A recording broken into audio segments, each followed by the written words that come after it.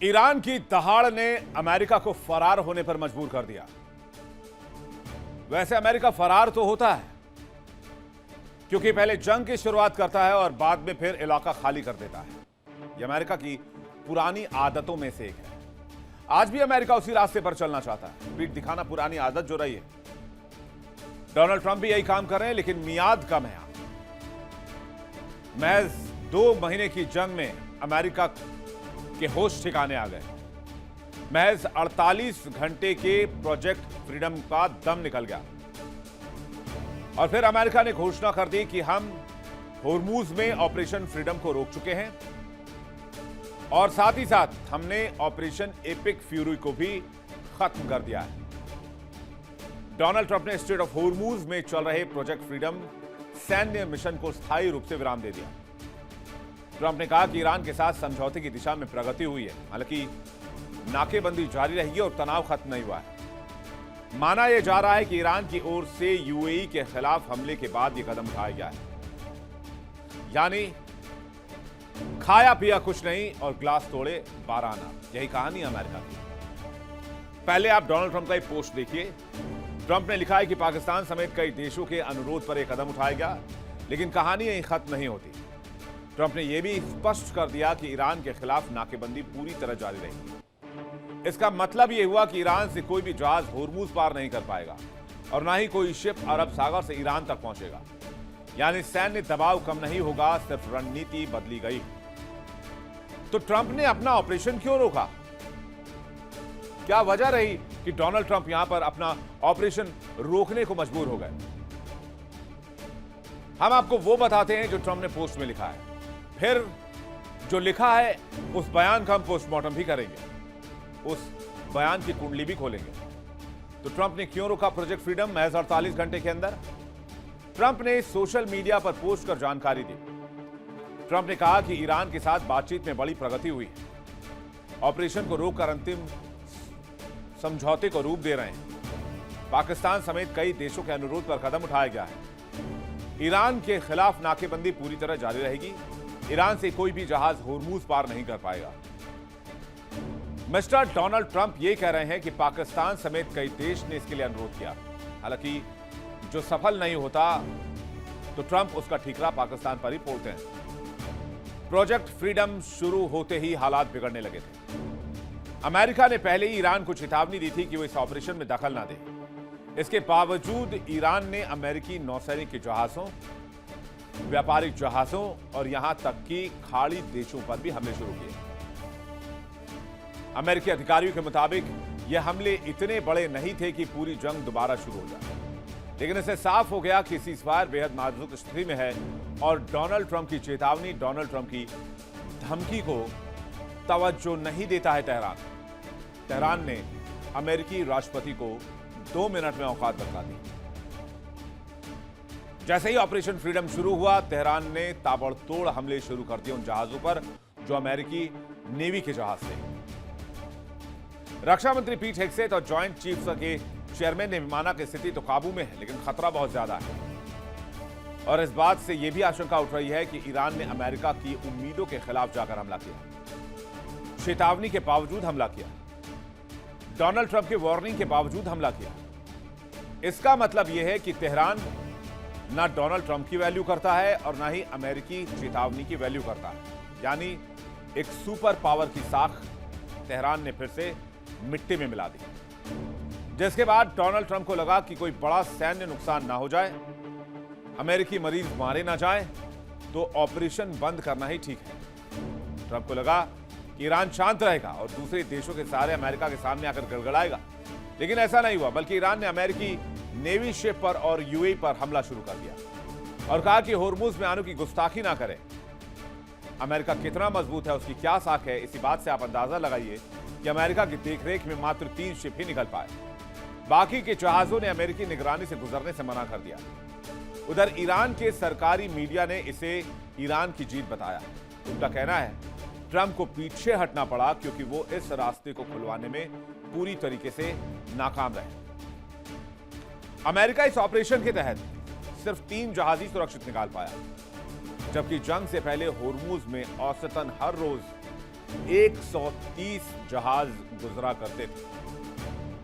अब अमेरिका की पॉलिसी क्या है? पहले किसी मुसीबत को पैदा कर दो, फिर उस मुसीबत को खत्म करने के नाम पर खुद को हीरो साबित कर दो। जिस होर्मुज को खुलवाने के लिए अमेरिका एड़ी चोटी का जोर लगा रहा है, दिन रात पसीना बहा रहा है, वो होर्मुज तो 28 फरवरी से पहले वैसे ही खुला हुआ था। अरे भाई, आपको क्या जरूरत थी आकर ईरान में हमला करने की? अमेरिका के एनसीटीसी चीफ ने यह कहकर रिजाइन कर दिया कि ईरान से कोई डायरेक्ट थ्रेट नहीं था या तुरंत किसी खतरे की संभावना नहीं थी। लेकिन डोनाल्ड ट्रंप को अपनी दादागिरी जो दिखाने की, अपने घमंड के चक्कर में आकर, इजराइल की बातों में आकर अमेरिका ने ईरान पर हमला किया। और आज की तारीख में ऑब्जेक्टिव जिसको लेकर ये जंग शुरू की गई थी, वो ऑब्जेक्टिव तो भूल जाइए, उसे शायद अमेरिका भी भूल चुका है। आज लड़ाई किस बात पर है कि माई बाप होर्मुज खोल दो। एक ही एजेंडा है, होर्मुज खोल दो। बाकी सारे ऑब्जेक्टिव तेल लेने गए। तेहरान में सरकार चेंज हुई? नहीं हुई। रिजीम चेंज हुई? नहीं हुई। तेहरान में तख्ता पलट हुआ? नहीं हुआ। तेहरान की ताकत कम हुई? नहीं। और भी 50 मैं आपको पॉइंट्स गिना सकता हूं जिन ऑब्जेक्टिव्स को लेकर अमेरिका और इजराइल पहुंचे थे ईरान तक। आज तो ईरान के डर का आलम यह है कि इन व्यापारिक जहाजों ने अमेरिका की निगरानी में गुजरने से ही इनकार कर दिया। अमेरिका आज नहीं तो कल यहां से चला जाएगा। ईरान वहीं रहेगा जब तक ये संसार है, जब तक ये पृथ्वी है। तो फिर क्या हासिल होगा? इसलिए उन जहाजों ने कहा कि हम यहां से अमेरिकी सुरक्षा में नहीं निकलना चाहते, क्योंकि हमें दोबारा फिर इस इलाके में आना है। उधर ईरानी हमले के बाद से ट्रंप आनंद फानंद में सोशल मीडिया पर एक्टिव हुए और इसका ठीकरा पाकिस्तान समेत अन्य देशों पर फोड़ा। कहते हैं कि अन्य देश कह रहे हैं कि प्रोजेक्ट फ्रीडम को फिलहाल रोक दिया जाए, लेकिन सच्चाई तो कुछ और ही है। एक और ट्रंप प्रोजेक्ट फ्रीडम रोकने की बात कह रहे हैं, दूसरी ओर अमेरिकी विदेश मंत्री मार्को रूबियो ने कहा कि ऑपरेशन फ्यूरी को भी रोक दिया है। अब जरा मार्को रूबियो का यह बयान आपको सुनवाते हैं। I think you're linking it. The operation is over. Epic Fury, as the president notified Congress, we're done with that stage of it. Okay, we're now on to this project of freedom. As far as a negotiation is concerned, I think the president's been clear that part of the negotiation process has to be not just the enrichment, but what happens to this material that's buried deep somewhere that they still have access to if they ever wanted to dig it out. That has to be addressed, and that's being addressed in the negotiation. I'm not going to go further on what progress has been made on that topic because I don't want to endanger the negotiations, but suffice it to say that the president and this entire team is aware of the centrality of that question, and that will have to be addressed one way or the other. I think you're linking it. The operation is over.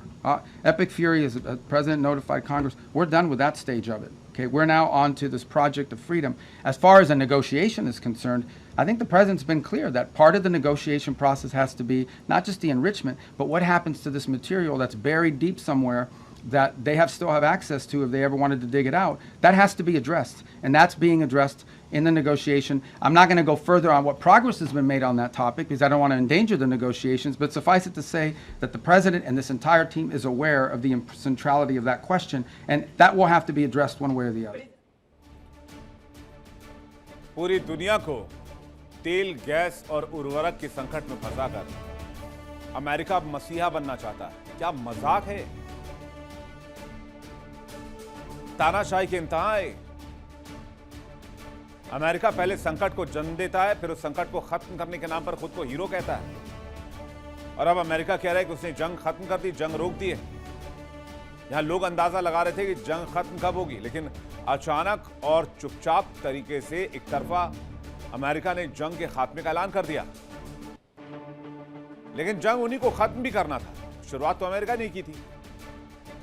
वो भी एक शक पर। America को लगा था कि लोग प्रोटेस्ट कर रहे हैं, ये सही वक्त है, परमाणु हथियार के नाम पर ईरान को हमला कर दो। ईरान को इस वक्त तोड़ा जा सकता है, वहां पर तख्ता पलट किया जा सकता है। यही ऑब्जेक्टिव था ना ईरान में अमेरिका और इजराइल का।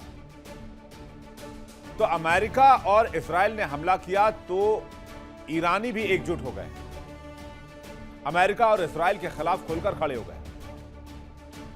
और अब जब जंग में जीतना मुमकिन नहीं लगा तो डोनाल्ड ट्रंप को लगा यहां से अब हीरो बनने का रास्ता ढूंढा जाए। तो हीरो कैसे बना जाए? तो उनको कई कमांडर्स या सैन्य अधिकारियों ने कहा होगा कि भाई माई बाप वहां पर हमारे बहुत सैनिक मौजूद हैं, क्यों ना हम उन 200 जहाजों को निकालें। जैसे वो जहाज वहां से निकल जाएंगे और पूरी दुनिया में अलग अलग इलाकों में पहुंच जाएंगे तो अमेरिका की बहुत बड़ी तारीफ होगी, बहुत वाहवाही होगी, कद और साख दोनों बढ़ जाएंगे। लेकिन साफ और सटीक शब्दों में कहें तो अमेरिका ने सरेंडर कर दिया है, जंग से भाग रहा है, होर्मुज बंद है, दुनिया में तेल, गैस और उर्वरक संकट है। और डोनाल्ड ट्रंप साख बचाने के लिए कह रहे हैं कि हम ब्लॉकेट जारी रखेंगे ताकि ईरान सरेंडर कर दे। लेकिन ईरान इस रास्ते से अलग जाकर हमला कर रहा है और बता दिया कि वो अमेरिका से अलग सोच रहा है और एक अलग रास्ते पर है। आपको ट्रंप के 3 बड़े मिशन बताते हैं, कैसे इन मिशनों को शुरू किया गया और बाद में कैसे भाग खड़े हुए। हर बार ट्रंप खुद ही जंग शुरू करते हैं, रोक देते हैं और कहते हैं अब जीत गए। पाकिस्तान और बाकी देश के कहने पर वो जंग रोक रहे हैं, अब दलील ये दी जा रही है। आप देखिए, मैं आपको 3 एग्जाम्पल देता हूं। Operation epic fury, project freedom और ईरान पर हवाई हमला। एपिक फ्यूरी 28 फरवरी 2026 को शुरू किया, हमला किया, बंद कर दिया। प्रोजेक्ट फ्रीडम 48 घंटे पहले शुरू किया, होर्मुज खुलवाने का अभियान था, बंद कर दिया। ईरान पर हवाई हमला किया, पावर ग्रिड पर हमला किया और जैसे ही इंफ्रास्ट्रक्चर पर हमला हुआ उसके 48 घंटे के बाद कहा हम हवाई हमला नहीं करेंगे, बंद कर दिया। यूएस ने खुद ऑपरेशन को रोका, ट्रंप ने रोकने का ऐलान किया और कई बार हमलों को टाला गया। यह है इस पूरे वॉर की कहानी, लब्बो लुबाव। चलिए अब आपको ट्रंप के कुछ दावे और उनकी हकीकत से भी रूबरू करवाते हैं, क्योंकि दुनिया का मानना यह है कि अगर कोई जंग का जिम्मेदार है, कोई तबाही का जिम्मेदार है, कोई आर्थिक सुनामी का जिम्मेदार है, कोई इन्फ्लेशन का जिम्मेदार है, तो वो एकमात्र डोनाल्ड ट्रंप है। अमेरिका ने दावा किया कि ईरान में रिजीम चेंज कर दिया। हकीकत यह है कि मुस्तफा खामनेई ईरान के सुप्रीम लीडर हैं। दावा किया कि ईरान परमाणु बम कभी नहीं बना पाएगा। हकीकत यह है कि ईरान के पास एनरिच्ड यूरेनियम मौजूद है और यह भी दावा है कि वो बहुत जल्द न्यूक्लियर हथियार पर काम शुरू करेगा। फिर दावा किया गया कि ईरान का मिसाइल पावर हमने खत्म कर दिया है, सेना, नौसेना, एयरफोर्स तबाह कर दी है। हकीकत यह है कि मिसाइलों का भंडार आज भी मौजूद है, जिस पर CIA भी मुहर लगा चुका है और होर्मुज आज भी बंद है। दावा किया गया ईरान डील करने के लिए बेताब है। हकीकत यह है ईरान ने साफ साफ कह दिया हमें बातचीत में कोई दिलचस्पी नहीं, खास करके अमेरिका से। दावा किया गया अमेरिका स्ट्रेट ऑफ होर्मुज खुलवाएगा। हकीकत यह है कि स्ट्रेट ऑफ होर्मुज पर ईरान का कंट्रोल है। दावा किया गया ऑपरेशन प्रोजेक्ट से जहाज सुरक्षित निकाल लिए जाएंगे, लेकिन इतनी बड़ी ताकत, इतनी बड़ी सेना, इतने पावरफुल लोग होर्मुज की खाड़ी से सिर्फ 3 जहाज निकाल पाए और उस पर भी अमेरिकी शिप पर हमला हो गया। दावा किया गया अमेरिकी ब्लॉकेट से ईरान बर्बाद हो जाएगा। हकीकत यह है कि ईरान ऑल्टरनेटिव रूट से चीन और रूस से लगातार व्यापार कर रहा है। आपको याद होगा जब भी ट्रंप जंग रोकते हैं या ऑपरेशन रोकते हैं तो दूसरों के कंधों पर बंदूक रखकर चलाने की कोशिश करते हैं। ऑपरेशन प्रोजेक्ट फ्रीडम में भी ट्रंप यही कह रहे हैं। हालांकि हम आपको एक बात डंके की चोट पर बताना चाहते हैं कि ट्रंप से किसी ने भी नहीं कहा होगा, लेकिन ट्रंप पलटी मारने में माहिर है। कहते हैं कि एक बार गिरगिट भी शर्मा जाए ट्रंप के पलटी मार वाली नीति पर, चेहरे पर। अमेरिका के प्रोजेक्ट फ्रीडम को रोकने के पीछे डिफेंस एक्सपर्ट का क्या बयान है, आपको सुनाते हैं। प्रोजेक्ट फ्रीडम को लॉन्च करने के तुरंत बाद ही अमेरिका ने इसको शॉर्ट पीरियड के लिए पॉज कर दिया और इसके पीछे कारण यह दिया है कि पाकिस्तान के माध्यम से जो ईरान से वार्ता हो रही है उसमें सहूलियत हो और जल्दी से हम वार्ता में किसी नतीजे पर पहुंचे, इसके लिए पॉज किया गया है। लेकिन अगर हम पर्दे के पीछे देखते हैं तो बात कुछ और नजर आती है। पहली बात तो यह लगती है कि ईरान में जो ऐसे संकेत मिलने लगे हैं कि वहाँ के जो नरमपंथी हैं जैसे पेजेशकियां, उनके साथ IRGC की कमांडर्स की थोड़ी तलखी बढ़ गई है। उन्होंने अपनी नाराजगी दिखाई है जिस तरह से IRGC की कमांडर्स ने UAE पर अभी आक्रमण किया है। इसके साथ साथ अमेरिका ने एक बहुत बड़ा डिफेंस डील किया है मिडिल ईस्ट के अपने समर्थक देशों के साथ में, जिसमें वो Saudi Arabia, Israel, UAE, Jordan, Qatar, इन सब जगहों पे बहुत ही एडवांस और उन्नत किस्म के एयर डिफेंस और तरह तरह के वेपन्स डिप्लॉय करने जा रहा है। वैसे बेशक अमेरिका कुछ भी डिप्लॉय करने जा रहा हो, लेकिन ईरान ने जब मारना शुरू किया तो कहां गए अमेरिका के सारे हथियार, सारा एयर डिफेंस सिस्टम? खाड़ी देशों को अमेरिका कहता था कि हम तुम हमारी शरण में रहो, हम तुम्हारी रक्षा करेंगे। अब खाड़ी देश अमेरिका को कह रहे हैं कि थैंक यू वेरी मच भाई साहब, आप यहां से जाइए, हम अपनी सुरक्षा की जिम्मेदारी खुद ही संभाल लेंगे। अमेरिका का कहना है कि सीजफायर लागू होने के बाद भी ईरान लगातार हमले कर रहा है, तो आप रोक लीजिए। भाई आप तो दुनिया की सबसे बड़ी ताकत है, क्यों नहीं रोक पा रहे ईरान को? अमेरिकी सेना के मुताबिक युद्ध विराम के बाद से अब तक ईरान 10 बार सैन्य जहाजों, 9 बार कमर्शियल जहाजों को निशाना बना चुका है। 2 कंटेनर जहाजों को भी जब्त करने की बात सामने आ रही है। तो ये सवाल कोई अमेरिका से क्यों नहीं पूछता? अमेरिका ने कितने जहाजों पर रेड किया, कितने जहाजों को कब्जे में लिया, कितने जहाजों को अमेरिका ने समंदर के बीचे बीच कब्जाने की कोशिश की। और यहां तक कि डोनाल्ड ट्रंप ने अपने बयान में खुद को पायरेट कहा, आधुनिक समुद्री डाकू कहा। ईरान से थके हारे ट्रंप और अमेरिका अब क्या करें और कहां जाएं ये नहीं समझ पा रहे हैं। अमेरिका ने होर्मुज में जहाजों की आवाजाही बहाल करने के लिए यूएनएससी में प्रस्ताव पेश किया। इसमें ईरान से हमले, माइंस बिछाना और टोल वसूली तुरंत रोकने को कहा गया है। आपको यह याद रखना चाहिए कि यूएन सिक्योरिटी काउंसिल में ईरान के 2 दोस्त रूस और चीन भी हैं, और अगर ईरान के खिलाफ यूएनएससी में कुछ हुआ तो ये दोनों मुल्क वीटो लगाने से परहेज नहीं करेंगे, या दोनों में से कोई एक भी वीटो लगा देता है तो प्रस्ताव ही गिर जाएगा। उधर ईरान ने यूएई पर लगातार दूसरे दिन मिसाइल और ड्रोन से हमला किया। यूएई ने कहा कि उसके डिफेंस सिस्टम ने मिसाइल और ड्रोन को आसमान में ही रोक लिया है। अब आपको तस्वीर दिखाते हैं। आईआरजीसी ने इस तस्वीर को जारी किया है। ईरान ने इस तस्वीर के जरिए क्या दिखाने की कोशिश की, वो ये कि कहां तक अब होर्मुज में ईरान का कंट्रोल है। अगर उस एरिया में कुछ भी गतिविधि की गई तो ईरान डायरेक्ट फायर करेगा और इसीलिए इस इलाके में वो कोई दखलंदाजी बर्दाश्त नहीं करेगा। अब जरा इस मैप को अगर आप देखेंगे थोड़ा सा कॉम्प्लिकेटेड है, लेकिन ये एक तरह से समुद्री रास्ते के लिए तैयार किया गया मैप जैसा ये दिख रहा है। और ये जो लाल वाला पूरा इलाका आप देख रहे हैं, ये रेड जोन जो देख रहे हैं, ये रेड जोन ईरान अपना बता रहा है और कह रहा है इस पूरे इलाके पर उसका कंट्रोल है। यानी यहां से एक मछली इस तरफ से उस तरफ नहीं हो सकती, जिस हिसाब का ये नक्शा जारी किया गया है। इसमें कोई गुंजाइश ही नहीं बची है। और अमेरिका कह रहा है कि हमने अपना प्रोजेक्ट फ्रीडम रोक दिया है। तो फिर आप ईरान क्या करने गए थे? होर्मुज बंद कराने गए थे। और होर्मुज बंद कराकर अमेरिका कह रहा है कि ये ईरान समझे, दुनिया के देश समझे, हम दुनिया के अलग अलग दूसरे देशों के हवाले करके होर्मुज को हम जा रहे हैं। और अमेरिका की कोई अकाउंटेबिलिटी नहीं, होर्मुज को लेकर जो परेशानी हुई उसके लिए कोई जिम्मेदारी नहीं। यूएनएससी में भी ईरान के खिलाफ शिकायत, अमेरिका के खिलाफ कोई शिकायत नहीं।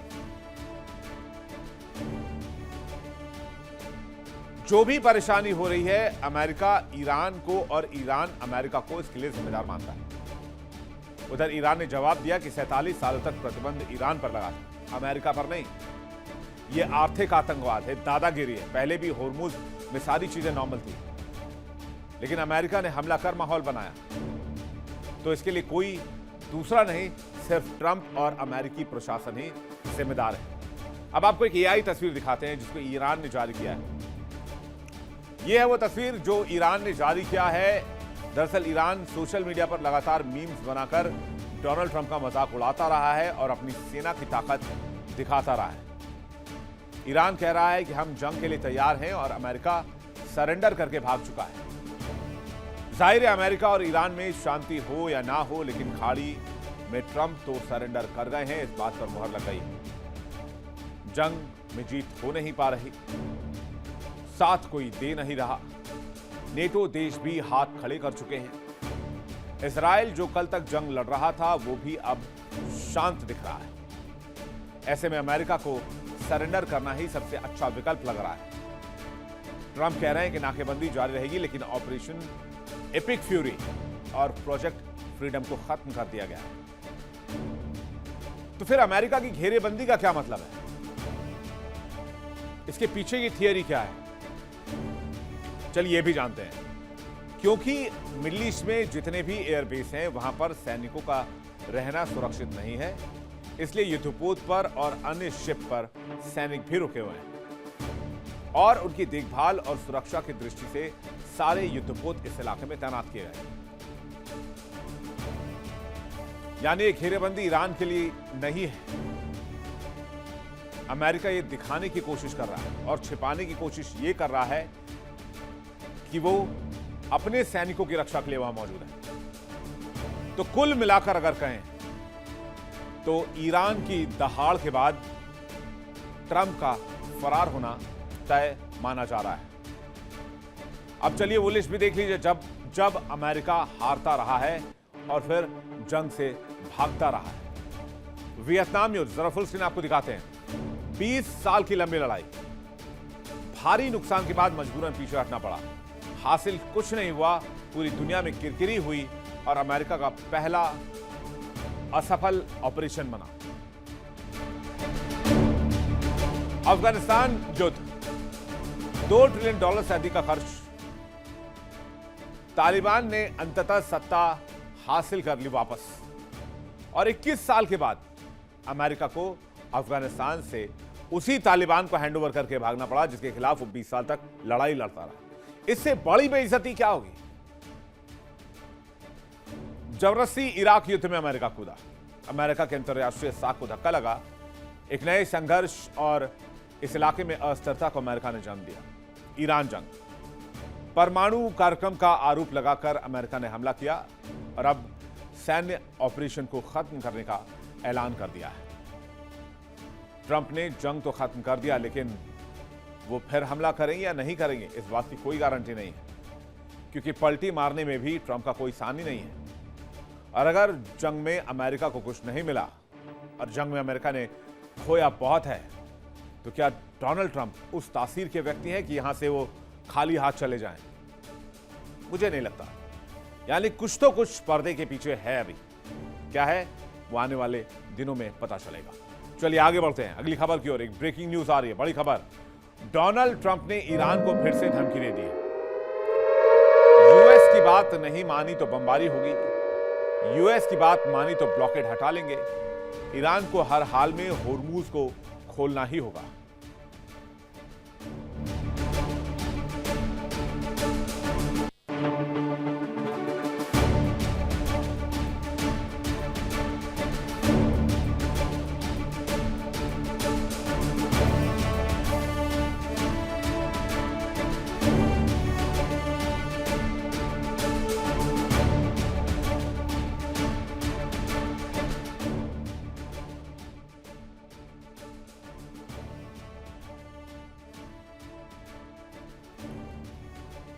देखिए इंडिया डेली 24/7 अब आपके स्मार्ट टीवी पर।